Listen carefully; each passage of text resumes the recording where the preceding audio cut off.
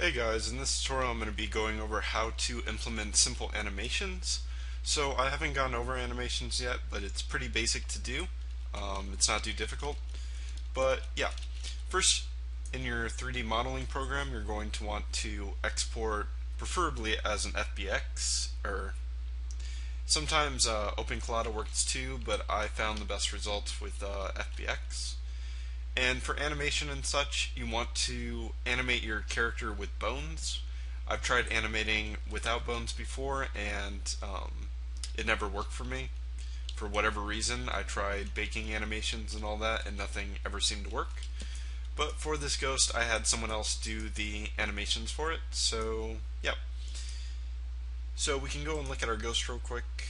Um, it'll have the joints and the different bones attached to it, so when you import, hopefully everything is connected properly and animated properly to work like that. So when you go and you import your model, we'll just go check out this real quick. You can either, since I only have one basic animation, I don't have to worry about it right now. But if I had multiple animations, I would probably have to do this. You can go down here, just click your FBX file or whatever, and go into the animation thing. First thing you're going to want to name your animation. So I have like a walk animation, and start is where the animation starts and end is where that animation ends. So let's say my walk animation was from frame 1 to 50. So we'll do that, and that's pretty much all you have to do for that. And then if you had another animation that was for like attack, I don't know if that typed in correctly, attack. And yeah, it could be from 51 to 75 or whatever keyframes your animation is on. You can use that, and we'll be able to call each one of these as well. But for mine, I didn't do any of that, so I'm not going to be needing that since there's not more than one animation currently. So you just want to drag and drop in the scene and click on our character. Now here will be like the different animations that are attached to it. And since I have more than one ghost in the scene that I was testing animations for, they'll all be the same. But that's the one this one currently has on it. And you can set it to play automatically. I think there's like a bug where it won't work correctly from what I was trying. But yeah, you're going to probably have to create a separate script for that. For me, I went in here and I created a simple animation test.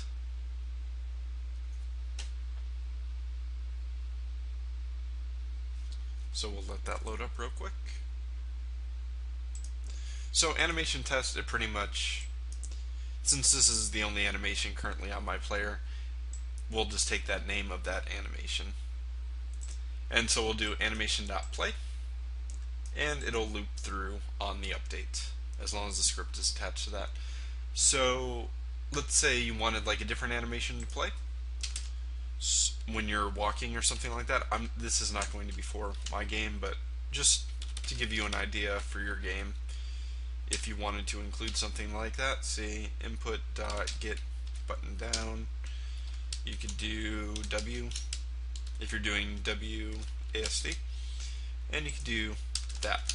So while this button is down, we're going to loop through that animation. You could also put code in here for making your player move, however you have that set up. But yeah, if you did another one for input.get key, and then we had like S in here, so whenever we press W, maybe it would play a certain animation like moving forward. We'll play that run animation. Moving backward, maybe we want it to go slower. If you wanted to stop an animation completely, you can use animation dot stop and say the name of it if it's looping through and you don't want it to. I guess there's different ways for blending in animations and doing a lot of more complex stuff with animations. For maybe if you're attacking and you got hit at the same time and you want to kind of transition between still being able to attack but having it play a hit animation as well, you can do that.